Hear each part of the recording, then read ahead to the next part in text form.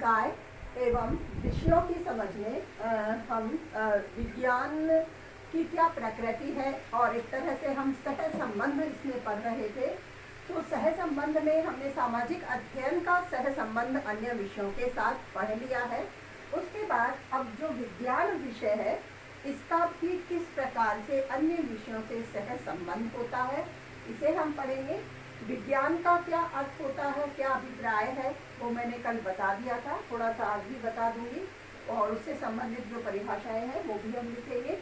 उसमें थोड़ा सा ध्यान देने की ये आवश्यकता और है कि जैसे हम बीए बीएड वाले स्टूडेंट्स सामाजिक अध्ययन को पढ़ रहे थे, तो यहाँ जो बीएससी बीएड वाले स्टूडेंट्स हैं 3rd ईयर और 4th ईयर, तो वह इस सब्जेक्ट पर ध्यान देंगे क्योंकि यह उनके संकाय और विषयों की समझ में तो है ही 4th ईयर में दोनों में यहाँ, लेकिन विज्ञान विषय के जो भी स्टूडेंट्स हैं उन्हें इस विज्ञान शिक्षण शास्त्र के दौरान विज्ञान के सह संबंध को पढ़ना होता है।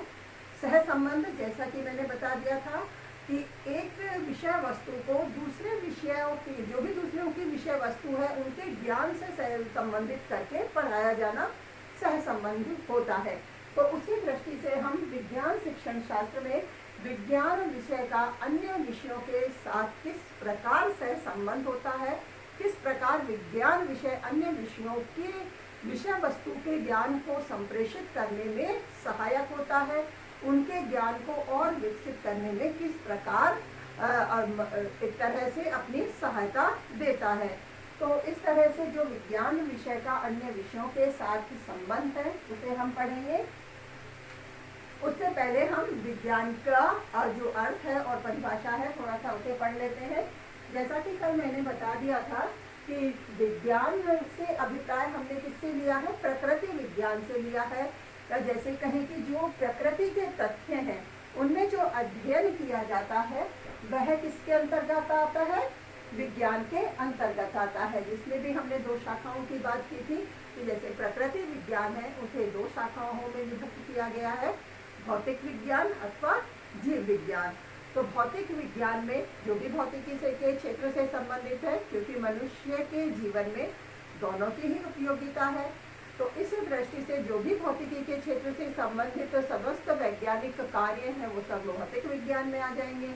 और जीवों से संबंधित जो भी क्रियाविधि हैं, जो भी कार्य हैं, वो सब जीव विज्ञान में आ जाते हैं। तो इस दृष्टि से हम विज्ञान से जो अभिप्राय है, जो हम विज्ञान का अर्थ लिख लेते हैं, विज्ञान का अर्थ, फिर उसके बाद परिभाषा लिखेंगे।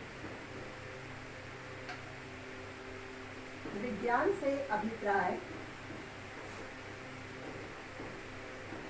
अभिप्राय प्रकृति विज्ञान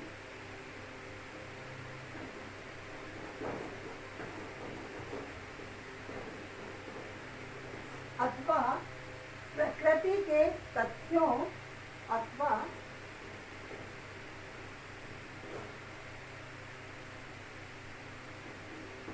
प्रकृति के तथ्यों, प्रकृति के तथ्यों के अध्ययन से संबंधित होता है। अध्ययन तथ्यों के अध्ययन से संबंधित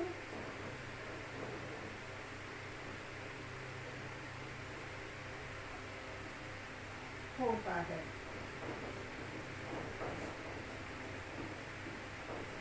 ठीक है। और प्रकृति विज्ञान की 2 शाखाएं हमने बताई ही दी हैं, जैसे भौतिक प्रकृति विज्ञान और जीव विज्ञान। जैसे भौतिक विज्ञान में प्रकृति के जो भी निर्जीव पदार्थ हैं उनके विविध पक्षों का अध्ययन किया जाता है, और इसमें जैसे भौतिकी, रसायन शास्त्र, भूगर्भ विज्ञान आदि विषयों को भी सम्मिलित किया जाता है। और जो जीव विज्ञान है उसमें उनसे संबंधित जो भी जीव हैं या जो भी समीप के पदार्थ हैं उन जीवों से संबंधित उनका अध्ययन किया जाता है, जिसमें जंतु विज्ञान भी और वनस्पति विज्ञान भी सम्मिलित की जाती है। दोनों का अध्ययन जीव विज्ञान के अंतर्गत किया जाता है। ठीक है, तो इसे लिखने की आवश्यकता नहीं है, आप ध्यान कर लेंगे। इतना बता देती हूँ मैं, जैसे कि प्रकृति विज्ञान को प्रकृति विज्ञान की दो शाखाएं होती हैं, या दो शाखाओं में इसे विभक्त किया है। तो फिर हम को लिखेंगे प्रकृति विज्ञान को दो शाखाओं में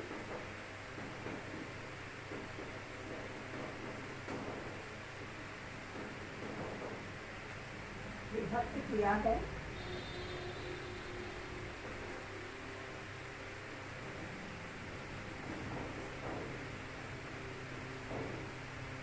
ठीक है, दोनों शाखाओं का नाम लिखकर बताएंगे पहले। भौतिक विज्ञान, भौतिक प्रकृति विज्ञान, प्रकृति भी लिख देंगे साथ साथ।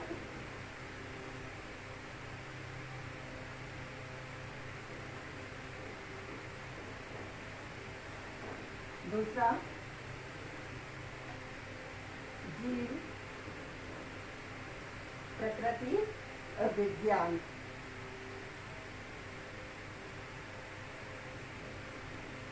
जीव विज्ञान।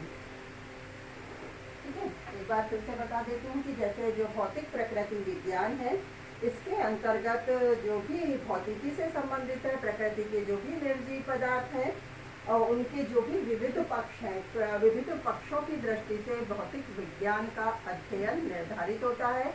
इसी प्रकार से जो जीव विज्ञान है, भौतिक विज्ञान में तो और भी जो भूगर्भ विज्ञान है, भौतिकी रसायन शास्त्र है, उसे भी सम्मिलित कर लिया जाता है। और जीव विज्ञान है, इसमें जंतु विज्ञान और वनस्पति विज्ञान को भी सम्मिलित किया जाता है। तो इनको और आगे विभाजित कर देते हैं, जीव विज्ञान को जंतु विज्ञान और वनस्पति विज्ञान में विभाजित कर देते हैं।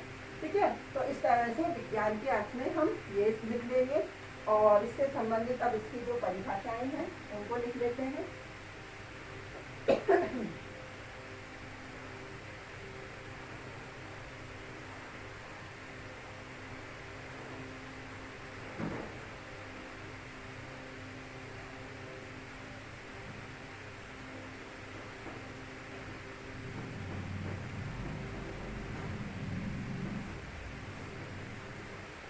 सत्यपाल हैं, इन्होंने विज्ञान को इस तरह से परिभाषित किया है, हालांकि मैं कल भी थोड़ा बता चुकी हूँ इसके बारे में, कि जो सृष्टि का क्रमबद्ध ज्ञान है उसे ही सत्यपाल ने क्या कहा है, विज्ञान कहा है।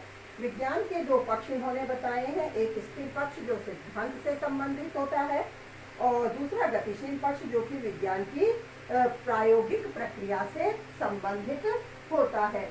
तो इस दृष्टि से सत्यपाल के अनुसार हम इसकी जो परिभाषा है विज्ञान की उसे लिखेंगे नंबर 1 डालकर, सत्यपाल के अनुसार।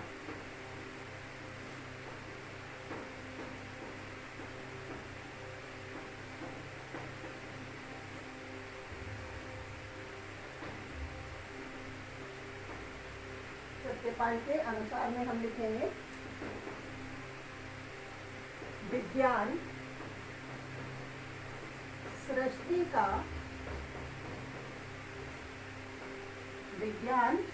का क्रमबद्ध ज्ञान है,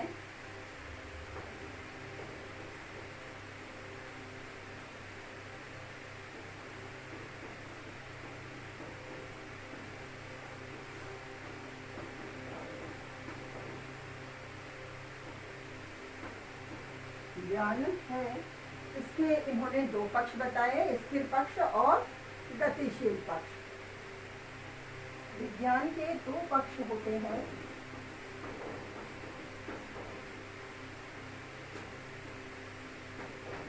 दो पक्ष होते हैं।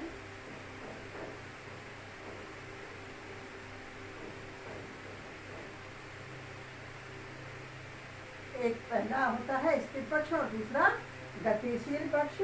और जो स्थिर पक्ष है वह सिद्धांतों पर आधारित होता है। विज्ञान के दो पक्ष होते हैं, कंडीशन लगाएंगे हम। एक पक्ष स्थिर पक्ष होता है,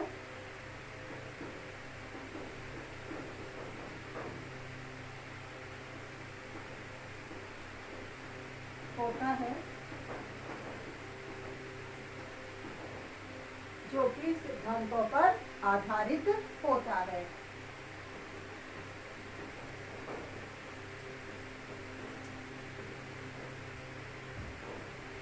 सिद्धांतों पर आधारित होता है।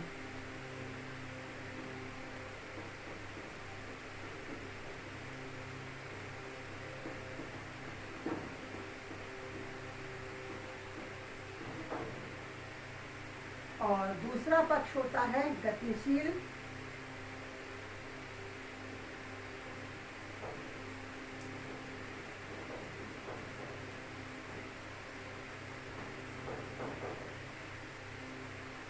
पक्ष। गतिशील पक्ष होता है जो विज्ञान की प्रायोगिक प्रक्रिया से संबंधित होता है। दूसरा पक्ष गतिशील पक्ष होता है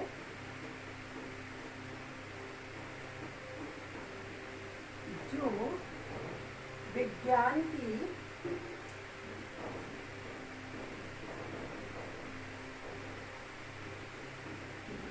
प्रायोगिक प्रक्रिया से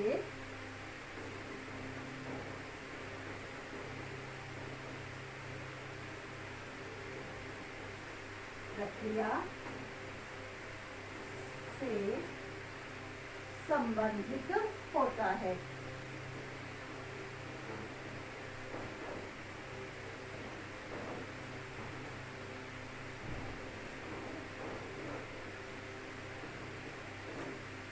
ठीक है, तो विज्ञान की ये परिभाषा सत्यपाल के अनुसार हो गई। और एक बार इसको करके समझ लेते हैं। जैसे विज्ञान को इन्होंने सृष्टि का क्रमबद्ध ज्ञान बताया है। इसके दो पक्ष इन्होंने निर्धारित किए हैं, एक स्थिर पक्ष है, दूसरा गतिशील पक्ष है। स्थिर पक्ष को इन्होंने सिद्धांतों पर आधारित बताया है और जो गतिशील पक्ष है उसे प्रायोगिक प्रक्रिया से संबंधित बताया है। इसी तरह से अब हम विज्ञान की फ्रेडरिक के अनुसार परिभाषा भी लिख लेते हैं। इन्होंने बताया कि जो भी अनुभवजन्य अवलोकन है उन अवलोकनों की एक संचयी और अंतहीन क्रमबद्धता है जिसमें परिणाम स्वरूप प्रत्यय और सिद्धांतों का निर्माण होता है। प्रत्यय व सिद्धांत दोनों ही भावी अनुभवजन्य अवलोकन के आधार पर पुनः परिवर्तित किए जा सकते हैं। इस प्रकार विज्ञान ज्ञान और ज्ञानार्जन दोनों ही विधियों से संबंधित होती है। फ्रेडरिक के अनुसार लिखेंगे,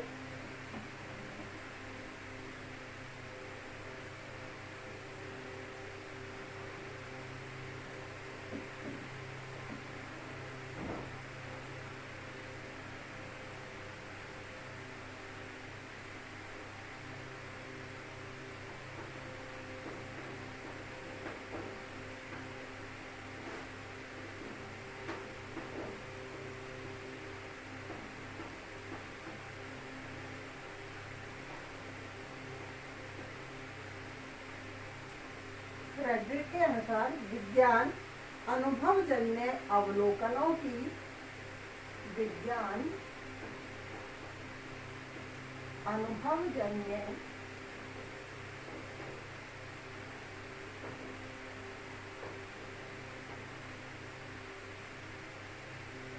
अवलोकनों की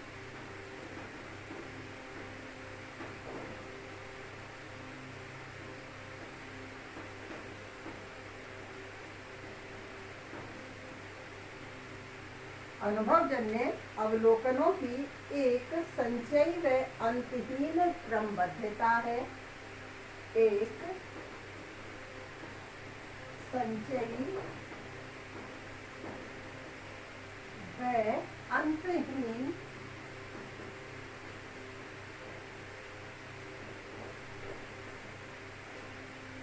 क्रमबद्धता है।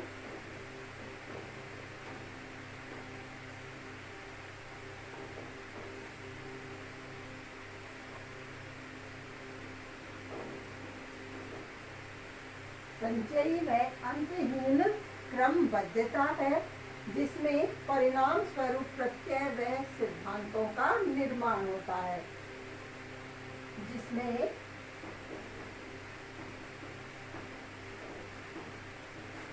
परिणाम स्वरूप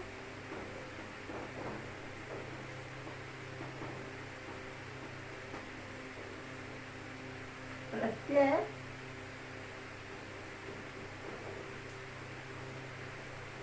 व सिद्धांतों का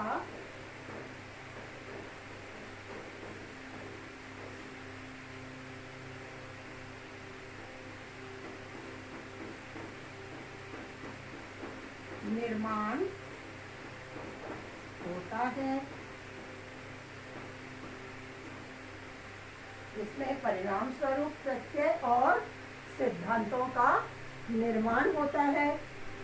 और प्रत्यय व सिद्धांत दोनों ही भावी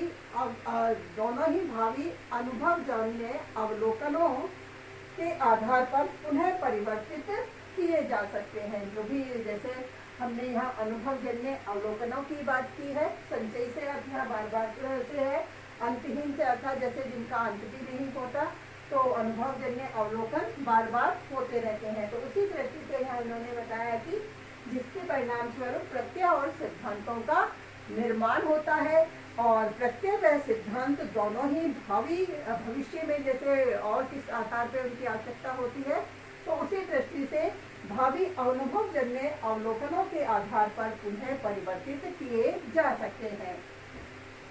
प्रत्यय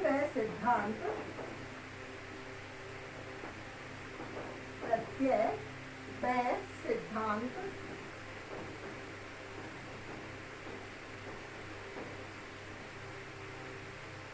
भावी अनुभवजन्य अवलोकनों के आधार पर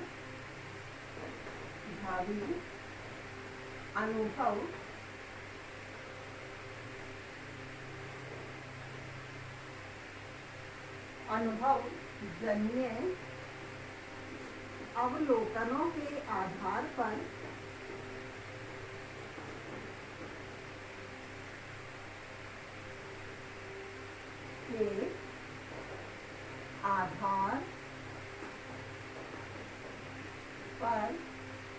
पुनः परिवर्तित किए जा सकते हैं।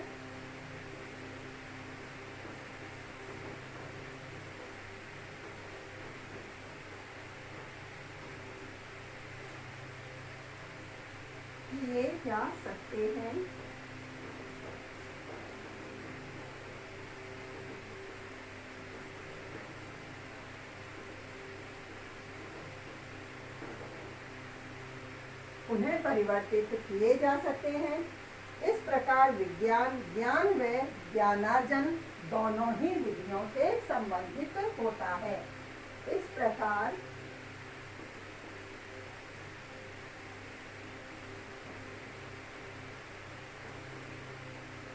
विज्ञान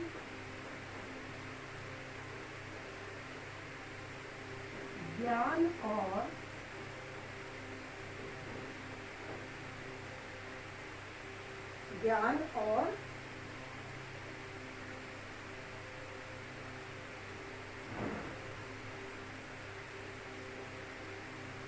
ज्ञानार्जन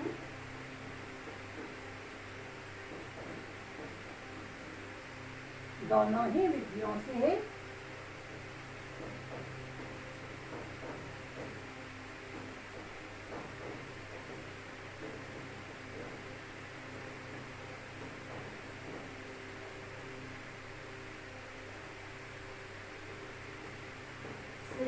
संबंधित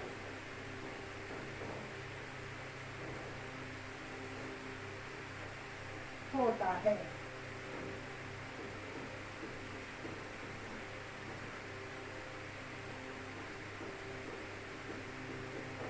ठीक है, इस तरह से हेड्रिक ने विज्ञान को परिभाषित किया है। उन्होंने अनुभवजन्य अवलोकनों की एक संचयी और अंतहीन क्रमबद्धता को इन्होंने विज्ञान कहा है, जिसमें इन्होंने परिणाम स्वरूप जैसे अनुभवजन्य अवलोकन है, उनके परिणाम स्वरूप इन्होंने प्रत्यय और सिद्धांतों के निर्माण की बात कही है कि इन्हीं के आधार पर जैसे कई तरह के जो कॉन्सेप्ट होते हैं वो तैयार किए जाते हैं। उन सिद्धांतों का निर्माण किया जाता है उनसे संबंधित। और ये प्रत्यय और सिद्धांत भावी जीवन में, भविष्य में इन्हीं अनुभवों से, अवलोकनों के आधार पर फिर उनमें परिवर्तन किया जा सकता है। जो आवश्यकता होती है, किस तरह के अनुभव फिर अनुभव किए जाते हैं, तो उन अनुभवों के आधार पर भविष्य में ये प्रत्यय और सिद्धांत पुनः परिवर्तित किए जा सकते हैं। इस प्रकार विज्ञान को इन्होंने ज्ञान और ज्ञानार्जन दोनों ही विधियों से संबंधित करके बताया है। इस तरह से हमने विज्ञान के अर्थ को और उसकी परिभाषाओं को पढ़ लिया है, और किस प्रकार से विज्ञान हमारे जैसे दैनिक जीवन में काम आता है, किस तरह से इसके जो आविष्कार है हमारे भौतिक